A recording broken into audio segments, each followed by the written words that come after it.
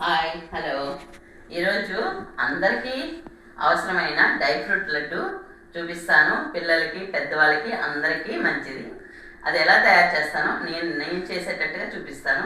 చూసి నేర్చుకొని చేసుకొని తినండి. తప్పకుండా పిల్లలకి పెద్దోళ్ళకి అందరికీ పనికొస్తుంది. మీరు అందరూ వాడుకోండి. దాన్ని చూపిస్తాను. పావు కేజీ ఖర్జూరం తీసుకున్నాను,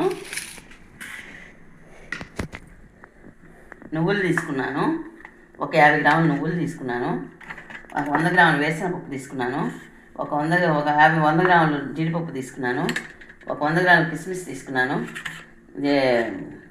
బాదం పప్పు ఒక 100 గ్రాములు తీసుకున్నాను, ఎండి కొబ్బరి పొడి ఒక 100 గ్రాములు తీసుకున్నాను. ఇవన్నీ వేపేసుకున్నాము. ఇది మాత్రం మనము మిక్సీ చేసేసుకుందాం. ఫస్ట్ మిక్సీ వేసేసుకొని చూపిస్తాను. విత్తనాలు తీసేసి ఒలిచేసుకొని మిక్సీ పట్టేసాను.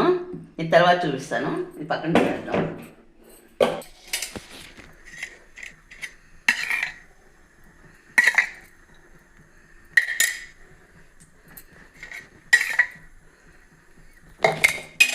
నెయ్యి వేసాను 3 స్పూన్లు.